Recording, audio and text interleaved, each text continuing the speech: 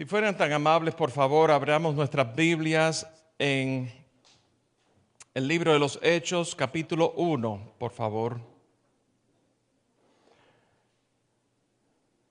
Versículos 12 al 26. Hechos, capítulo 1, versículos 12 al 26. Y en esta tarde vamos a seguir, estamos haciendo la segunda parte de la serie Orígenes, la iglesia como debe ser. Vamos a hacer un viaje alrededor del libro de los Hechos y en esta oportunidad vamos a considerar un mensaje titulado de esta tarde, Mientras ellos esperaban. Mientras ellos esperaban. Y leemos lo que nos dicen las Escrituras a partir del capítulo 1, versículo 12.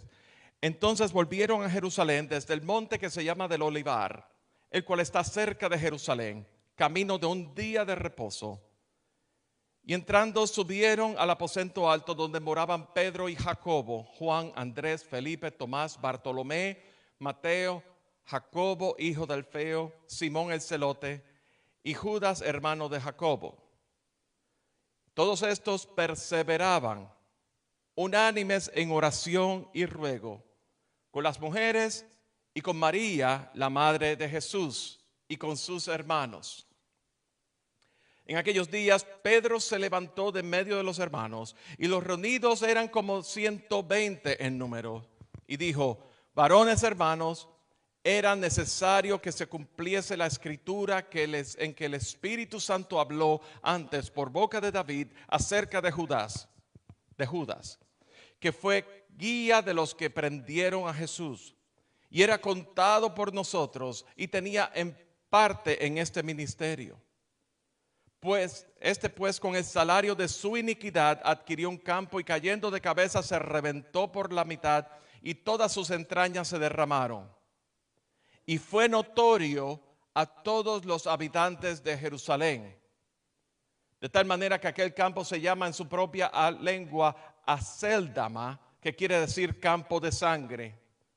Porque está escrito en el libro de los Salmos: sea hecha desierta su habitación, y no haya quien more en ella. Tome otro su oficio. Es necesario pues que de estos hombres que han estado juntos con nosotros todo el tiempo que el Señor Jesús entraba y salía entre nosotros, comenzando desde el bautismo de Juan hasta el día en que de entre nosotros fue recibido arriba, uno se ha hecho testigo con nosotros de su resurrección. Y señalaron a dos: a José, llamado Barsabás, que tenía por sobrenombre Justo, y a Matías. Y orando, dijeron: tú, Señor, que conoces los corazones de todos, muestra a cuál de estos dos has escogido para que tome la parte de este ministerio apostolado de que cayó Judas por transgresión, para irse a su propio lugar. Y les echaron suertes, y la suerte cayó sobre Matías, y fue contado con los 11 apóstoles. Y el Señor bendice su palabra en esta tarde. Mientras ellos esperaban, es el tema que queremos tratar en esta tarde. Y queremos poner en contexto, desde el momento en que Jesús ascendió a los cielos hasta que el Espíritu Santo se derramó en el día de Pentecostés, habían pasado 10 días. Hubo 10 días de espera. Y vemos aquí a partir de en este pasaje que acabamos de leer, que hay unas descripciones de la condición en que estaban todos ellos. Dice que perseveraban juntos. Dice que perseveraban unánimes en oración y ruego. Y yo quisiera considerar lo siguiente. Yo quisiera que ustedes meditásemos Cuando nosotros estamos esperando, imagínense ustedes que usted va a la oficina de un médico, sobre todo en nuestros países, ¿verdad? Que a usted le dice que su cita está señalada para las 10:30 de la mañana, pero de repente usted llega a las 10 de la mañana y no la atienden hasta las 12 del mediodía, ¿verdad? Porque por algún motivo, una falta de planificación del tiempo y todas esas cosas, siempre ocurren retrasos. Y cuando estamos aquí en los Estados Unidos te dicen a las 10 de la mañana y a las 10 de la mañana es tu cita. Pero nosotros que estamos acostumbrados a esperar en la oficina del médico, estamos ahí esperando y usualmente ¿qué hacemos? Óyeme, me dijeron que era a las 10 de la mañana y todavía no me han llamado. Mira, son las 10:45 todavía. A las 10:50 viene todavía, ¿verdad? Todavía no me llaman. Entonces hay muchas revistas. Y ustedes notan que en las oficinas del médico hay muchas revistas ahí y muchos magazines para que usted lea. Pero esos magazines, esas revistas están expiradas de hace 2 y 3 años. ¿Ustedes han notado eso? Y muchas veces las portadas están todas desquebrajadas, están todas así rotas, porque hay niños que vienen y en el acto de desesperación no tienen más que entretenerse. Entonces, cuando vean el material que usted tiene para matar el tiempo esperando a su médico, está todo así expirado y está en malas condiciones. Entonces se vuelve todo un aburrimiento y una desesperación. Y en algunas oficinas de médicos tienen un televisor, pero ¿qué tal si ese programa no le gusta? Y es un problema. Entonces ahora con los celulares y los medios sociales todo el mundo está así desconectado. Todo el mundo desconectado y está así matando el tiempo. Qué malo es esperar. Qué malo es la espera. La espera es tan mala que nos desespera. Sin embargo, esos discípulos, si recordamos el pasaje que leímos la semana pasada, Jesús les mandó que no se fueran de Jerusalén, sino que esperasen, estoy haciendo referencia al versículo 4, que esperasen la promesa del Padre. Ellos fueron instruidos a hacer exactamente eso, esperar.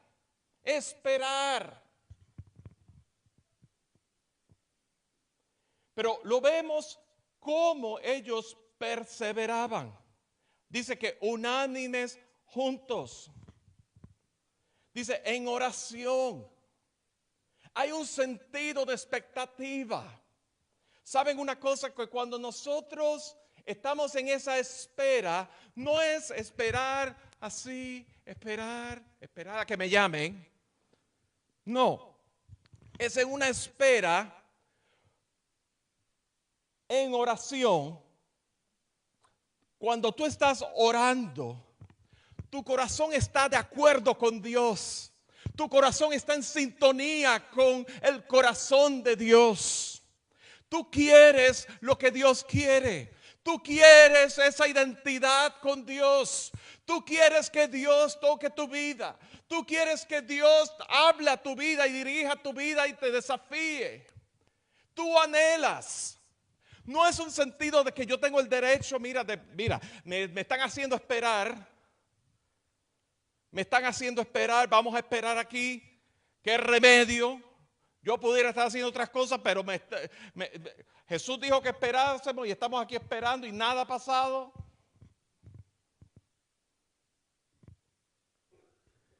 Y cuando estamos en ministerio, hay que saber esperar.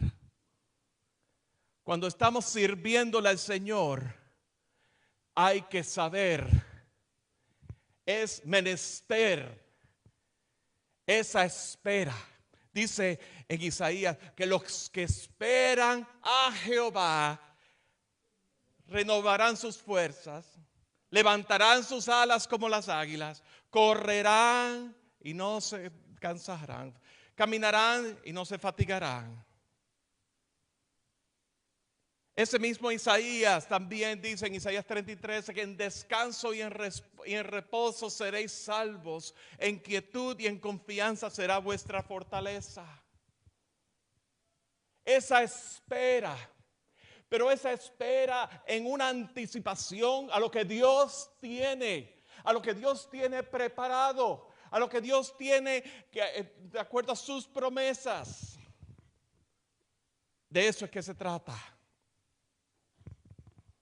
Lo primero que vamos a considerar es, en esa espera desesperante, y vamos a considerar la primera lección que queremos tratar es que aun cuando Dios nos pide que esperemos, Él sigue obrando en y alrededor de nosotros.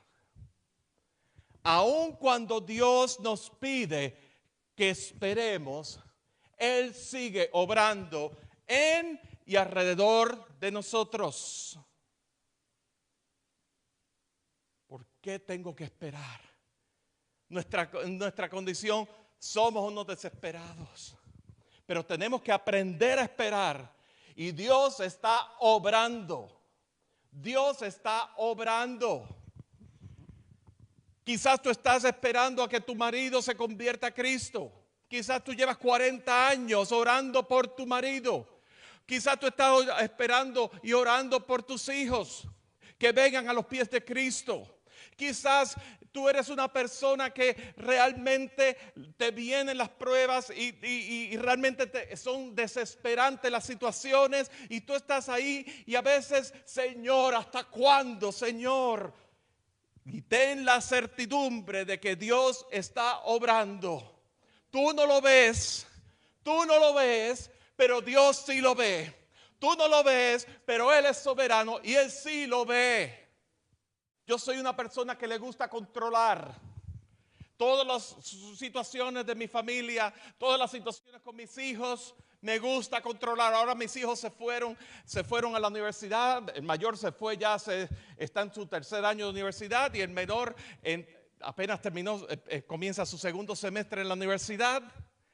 Y la tendencia mía como padre es hacer lo que en inglés se llama helicopter parenting. ¿Han oído eso? Un padre por helicóptero. A larga distancia con un control remoto, controlar todas las cosas. Y hoy día con los medios sociales más acceso hay. Pero ¿saben una cosa que me di cuenta? ¿Verdad? Que mis hijos estaban resintiendo eso. Que mis hijos me aman y yo les amo a ellos, nos amamos entrañablemente, pero ellos resistían el hecho de que yo desde acá tratando de controlar las cosas y eso denotó, sobre todo cuando el mayor se fue, yo tuve problemas de insomnio. Gran parte del problema de insomnio, de no poder dormir y reconciliar el sueño era porque era un sentido de que algo se me estaba saliendo, escapando de las manos y no tenía el control. Y las cosas cuando él estaba por allá solo y cuando se enfermaba o cuando tenía problemas con alguna clase, de repente era como un estado de desesperación porque yo quería venir a resolver, yo quería resolverle, yo quería ayudarle. Pero eso no era lo que él quería. Él quizás lo que quería era que yo le escuchara. Él quizás lo que él quería era que yo estuviera ahí disponible para prestarle mi oído, orar por él, pero no que le resolviera el problema. Y eso en realidad, eso es esa espera. Pero ¿saben una cosa? Que a través con el transcurrir del tiempo, Dios me ha venido enseñando de que Dios está obrando. De que Dios está obrando. Y cuando yo miro 3 años atrás, y yo miro ahora, le doy gracias al Señor, porque están en un punto en sus vidas de que ellos le pertenecen al Señor y Dios está obrando en sus vidas y las decisiones que están tomando son conforme al corazón de Dios. Y muchas veces han tomado decisiones que yo no tengo nada que ver con sus decisiones, yo no fui influencia en esas decisiones, pero Dios fue la influencia en sus vidas, habló directamente a sus corazones, propició en su manera soberana. Dios está obrando, aunque tú tengas que esperar, aun cuando Dios nos pide que esperemos, Él sigue obrando en y alrededor de nosotros.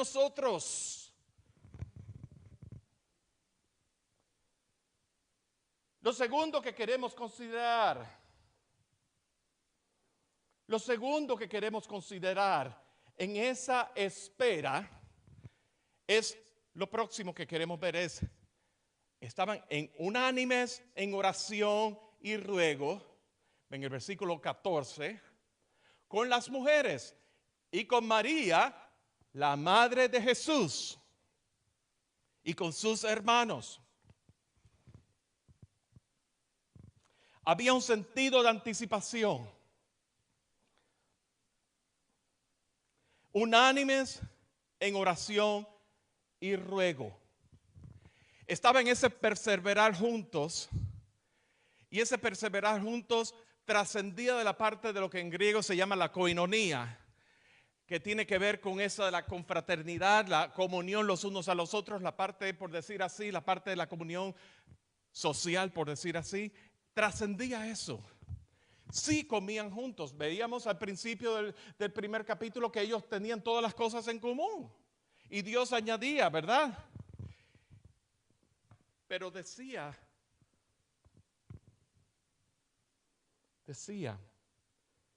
que estaban en oración y ruego. Había un sentido de expectativa. Y en esa oración y ruego, vamos a considerar la segunda lección. La espera no es tiempo para perder. La espera es tiempo para aprender. La espera no es tiempo para perder.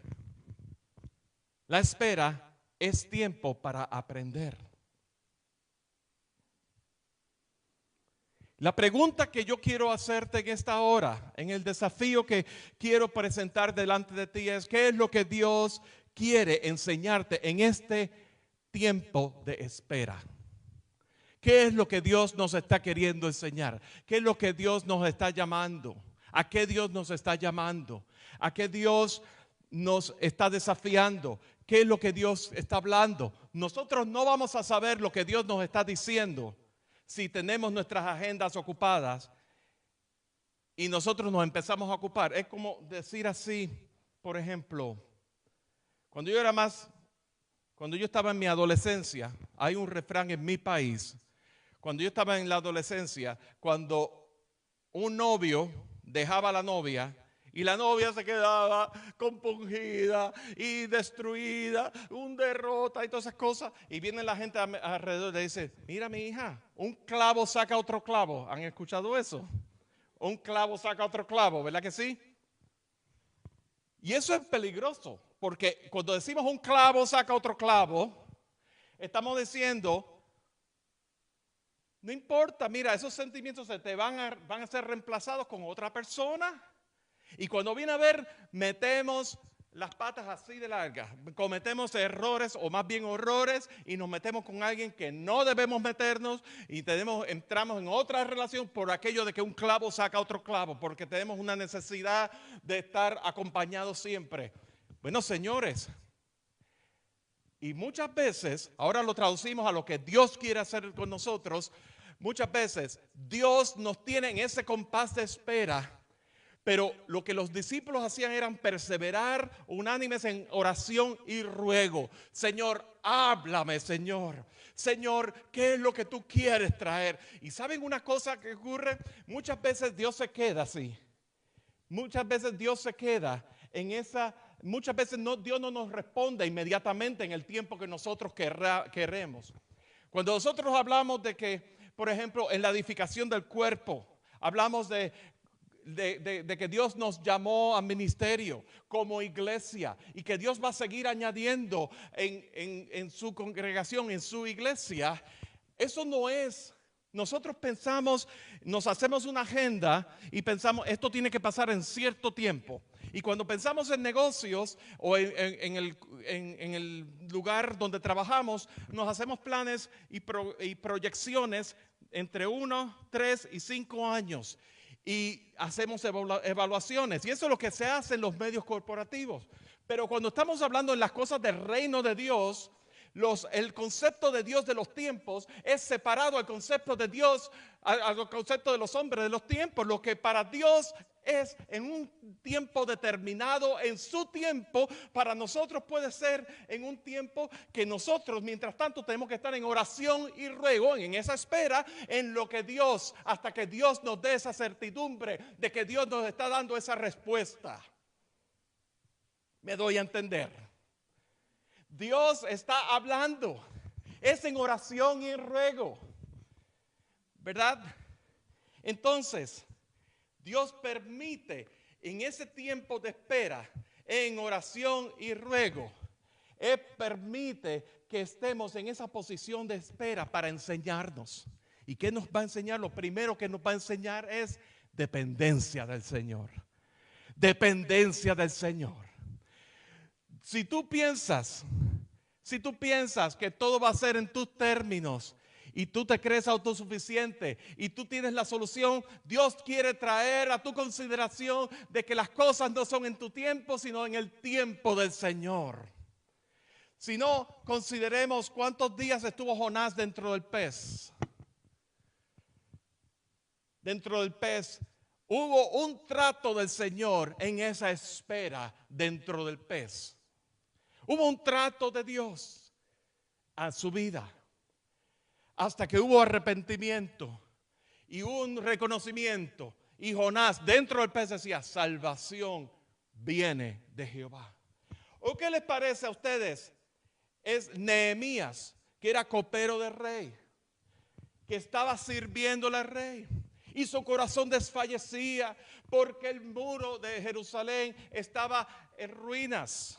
Y no había quien edificara el muro de Jerusalén. Y él estaba sirviendo como copero del rey. Era un tiempo de espera en lo que Dios estaba obrando en su vida, trayéndole esa carga. Porque les quiero decir otra cosa. Si usted, el Señor le ha llamado a servirle, usted, el Señor no le ha llamado a servirle en base al currículum vitae que usted tenga. O sea, las experiencias del pasado. Dios le está llamando de acuerdo a su amor y devoción hacia Él, que le mueve y le impulsa. El cántico dice, y su amor nos impulsa. No nos podemos callar, anunciaremos al mundo de su amor y verdad. ¿Verdad que sí?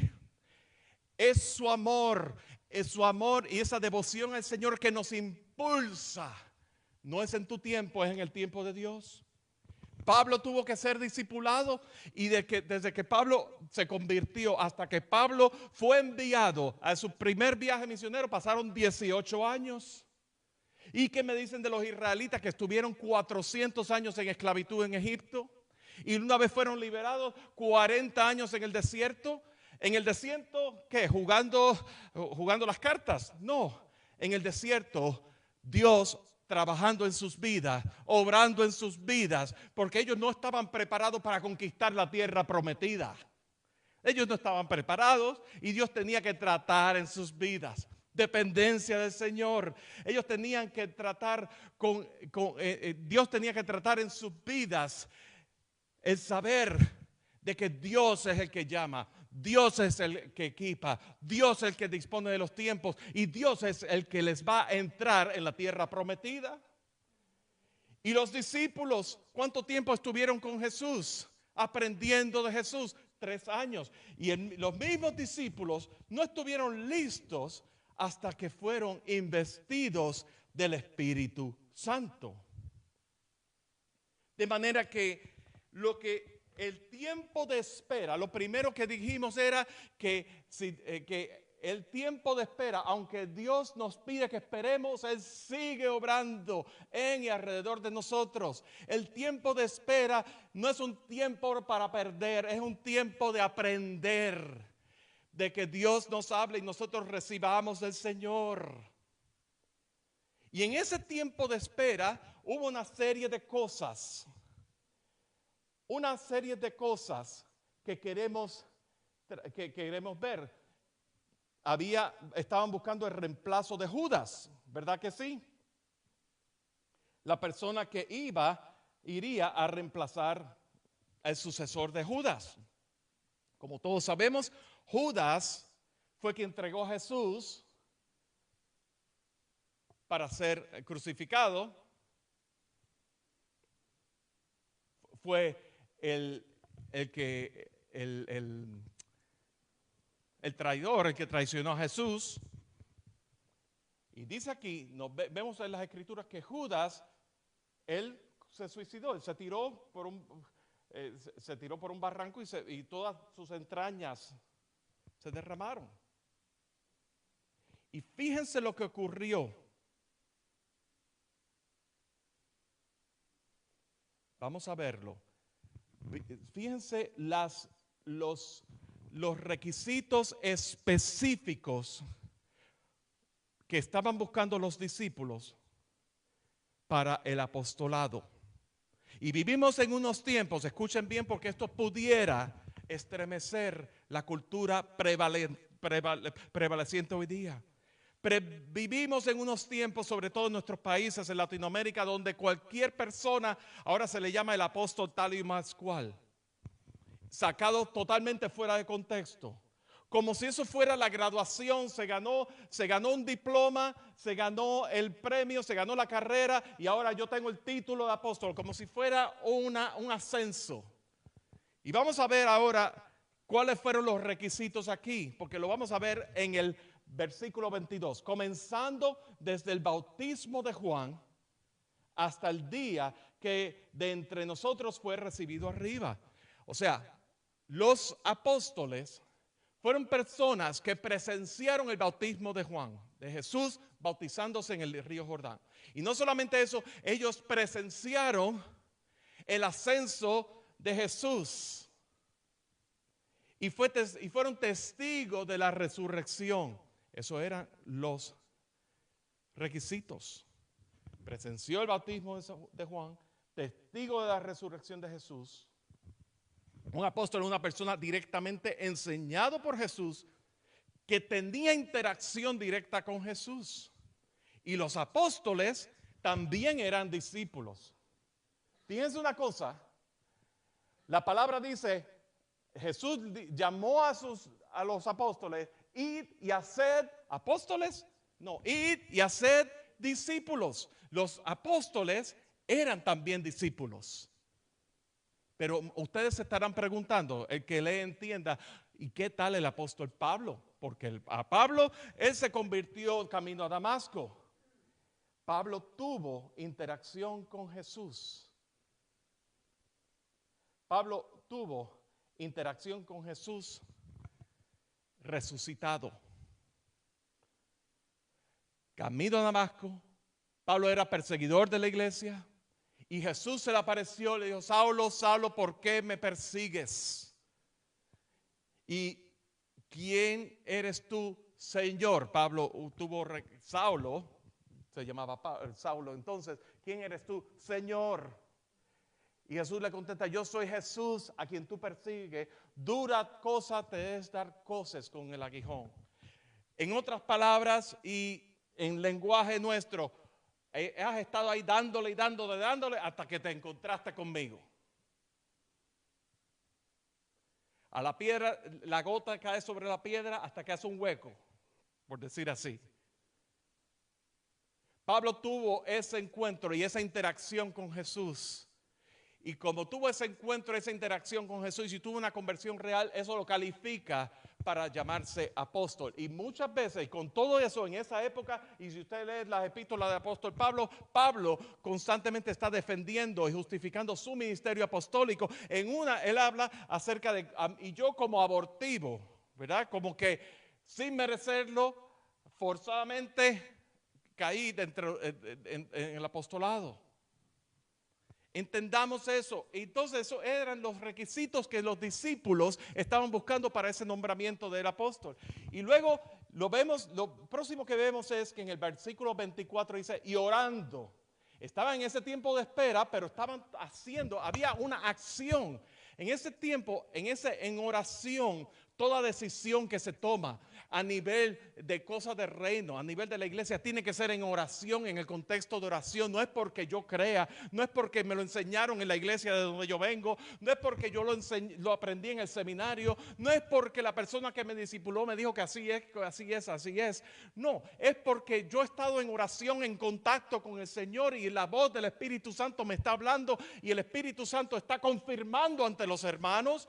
Entonces, en versículo 24 dice, orando dijeron, tú, Señor, que conoces los corazones de ¿quién? El corazón mío. Los corazones de todos.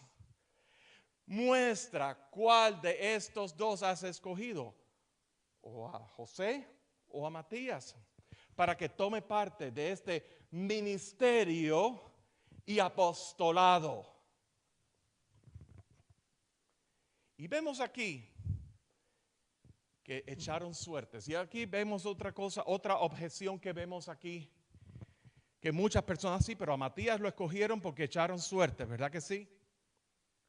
¿En qué momento esto estaba ocurriendo? ¿Había llegado el Espíritu Santo? ¿Se había derramado el Espíritu Santo en ese momento? No. Esta fue la última vez en las Escrituras donde aparece que echaron suertes. Pero echaron suertes en un contexto de oración. No echaron suertes como decir jugar al azar. Echaron suertes como decir en oración.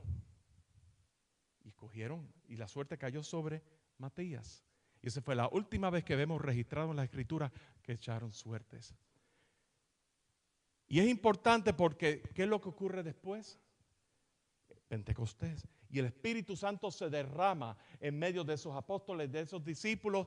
Y desde ese momento que el Espíritu Santo se derrama, entonces ellos ya no tienen que echar suertes, ya es bajo la dirección del Espíritu Santo. Y la iglesia del Dios viviente, la iglesia verdadera, la iglesia que realmente columna y baluarte de la verdad, edificado sobre el fundamento y la piedra angular que es Cristo Jesús, es dirigida por el Espíritu Santo. Y entonces, en ese momento de espera, en ese momento que Dios está obrando en y alrededor de ti, y en ese momento de espera que Dios te está enseñando y tú estás aprendiendo, tú estás en un momento, en una postura de aprender y de recibir lo que el Espíritu Santo te está enseñando. Y lo que queremos ver en la tercera lección es que si queremos lo mejor de Dios a nuestras vidas, tenemos que vivir en sus términos. Si queremos lo mejor de Dios a nuestras vidas, tenemos que vivir en sus términos. No podemos pensar en ministerio sin pensar que Dios es quien establece la agenda. Es la iglesia del Señor, es la iglesia del Dios viviente. No es la iglesia de un ministerio del pastor o de tal o más cual, es la iglesia del Señor. Él establece la agenda, es la misión de Dios. La agenda de Dios es que seamos reconciliados con nuestro Creador. Es en esa agenda de Dios de la iglesia enviada. La iglesia, ahí donde tú estás, empoderada por el Espíritu Santo, tú estás siendo enviado, estás siendo capacitado, pero estás siendo enviado a que el mundo reconozca y reconcilie con su Creador. Lo otro que queremos considerar es que el ministerio práctico, aparte de la palabra y el Espíritu Santo, es una pérdida de tiempo. El ministerio práctico, toda práctica del ministerio de edificación del cuerpo de Cristo tiene que estar en el contexto de la palabra y el Espíritu. El Espíritu Santo glorificando al Logos, al Verbo de vida, a Cristo Jesús. Juan 14, 26 dice que el Consolador, el Espíritu, os enseñará todas las cosas y os dejará saber y os recordará todo lo que yo os he dicho. Él me glorificará, Él tomará de lo mío. Es el fundamento de las Escrituras. Y el tema está aquí, que si no conoces las Escrituras, no puedes discernir qué y cómo hacer ministerio. No puedes. Tienes que conocer las Escrituras, tienes que estudiarte, tienes que devorar el libro. No debemos apartarnos de las Escrituras. La adoración verdadera comienza con las Escrituras. Cuando pensamos en adoración, lo primero que se nos viene a la mente es la música, los cánticos, ese tiempo devocional. Eso es parte de la adoración. La adoración verdadera comienza en las Escrituras porque el Padre no va a recibir incienso extraño que no sea revelado, el Espíritu Santo revelando la palabra, y todo tiene que estar en ese contexto. O sea, no se trata de las modas, lo que esté de moda, la cultura, nada de eso, la cultura imperante, lo que vemos, lo que vemos en la televisión, no se trata de eso. Se trata de qué es lo que Dios está hablando a través de su palabra y qué es lo que el Espíritu Santo, cómo el Espíritu Santo se está moviendo, que lo podemos ver confirmado en las Escrituras. Lo próximo es que el ministerio puede ser confuso y puede ser también revolcoso, necio. Pero eso no significa que Dios no esté obrando. Si usted se pone a pensar, yo no me puedo imaginar lo que los discípulos pensaron en el momento que Judas, uno de ellos, lo traicionó. Yo no me puedo imaginar cómo los discípulos se sintieron cuando de repente Jesús, Él fue crucificado y fue crucificado brutalmente ante toda la ciudad, todo el mundo lo vio, fue un acto horrible, violento, impresionante. Al tercer día Jesús se les aparece. Los discípulos preguntando si restaurarás en este tiempo a Israel, pensando en Israel, la nación política. Y entonces Jesús le dice, recibiréis poder y me seréis testigo en Jerusalén, en Judea, en Samaria, en todos los confines de la tierra. Y con todo y esto, he aquí, yo estoy con vosotros todos los días hasta el fin del mundo. Y entonces de momento ascendió. Fue una cosa súbita, fue una cosa de repente. Yo me puedo imaginar esos discípulos, pero espérate, Jesús fue crucificado, Él apareció, ahora se va otra vez. ¿Se pueden imaginar? Pero Dios te está llamando a esperar. Dios te está llamando a esperar. Porque Dios, aunque el ministerio sea confuso y pueda ser, puede haber momentos que, Señor, ¿es o no es? O lo que vemos ante nuestros ojos nos cuestionamos. Eso no significa que Dios no esté obrando. Y yo quiero considerar lo último, ya terminando. Cuando nos ponemos más ansiosos por hacer algo, la mejor respuesta es esperar pacientemente en lo que Dios pone las cosas en su lugar. Cuando nos ponemos más ansiosos, lo he dicho una y otra vez, y no es una frase original mía, la escuché recientemente. La ansiedad y el desespero es un insulto a la soberanía de Dios. Y usted dirá, sí, Dios es soberano, pero yo tengo que ayudar a Dios. Dios es soberano, pero vivimos aquí en la tierra. Bueno, mira, Dios es soberano en el cielo y en la tierra. Él fue el creador de todo lo que hay. ¿Tú estás bajo la soberanía de Dios? ¿Te estás rindiendo a la soberanía de Dios en tu vida? El tiempo de espera significa que Dios, aún en el tiempo de espera, Dios está obrando. El tiempo de espera es un tiempo de aprendizaje. El tiempo de espera es un tiempo en que Dios nos quiere hablar. El tiempo de espera nos enseña a que nosotros tenemos que vivir en los términos de Dios. Hay mucha espera. Y en esa espera Dios está obrando. Y nosotros no tenemos control de los resultados, pero sí nosotros, escuchen bien esto, nosotros no controlamos los resultados. Tú le puedes estar hablando del Señor a una persona que no conoce al Señor y tu responsabilidad no es meterle por la cuchara que se convierta y eso no es tu responsabilidad, eso es obra del Espíritu Santo. Tú no controlas los resultados, el resultado lo hace Dios, la obra la hace Dios, tú lo que controlas es tu obediencia a Dios. Tú lo que controlas es, yo voy a ser obediente y en obediencia a Dios, yo voy a salir y evangelizar. Yo voy a salir y hablarle de Cristo a las personas. Pero yo no sé qué decir, yo no sé. Habla lo que está en tu corazón. Habla de tu boca y Él la ha de llenar. Y el poder del Espíritu Santo vas a ver cuando... ¿Cuántos de ustedes han estado en una casa recién construida? O en un lugar recién construida. Cuando usted abre la llave de los lavamanos, usualmente esa agua sale, la primera gotica de agua sale turbia, ¿verdad que sí? ¿verdad que sí? Pero después se va purificando y después aparece más limpia. Pues no, así mismo ocurre.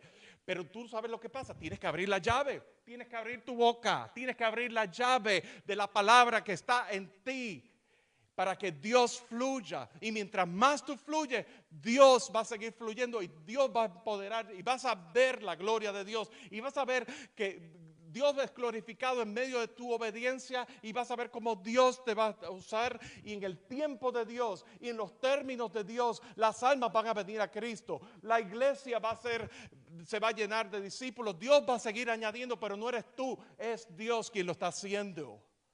Bendecido el Señor. Nosotros estamos en expectativa. Nuestra espera no es en vano. ¿Dónde está nuestro logro? ¿Dónde está la respuesta a mi oración?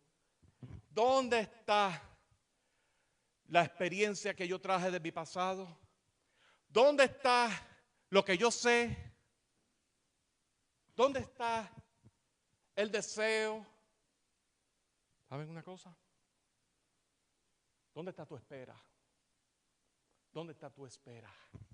¿Estamos dispuestos a esperar? ¿Estamos dispuestos realmente a que Dios obre en nuestras vidas? Si nos ponemos de pie.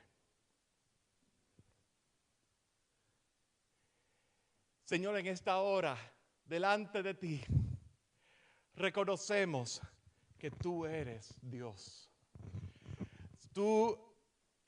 Tuya es Jehová, la magnificencia y el poder, la gloria, la victoria, el honor sea a ti. Señor, en esta hora, Señor, tú eres el Dios y Señor en tu iglesia. En la iglesia la gloria es para ti. Señor, tú eres aquel que todo lo llena en todas nuestras vidas. Tú eres aquel que nos has llamado un cuerpo sacerdotal delante de ti, Señor.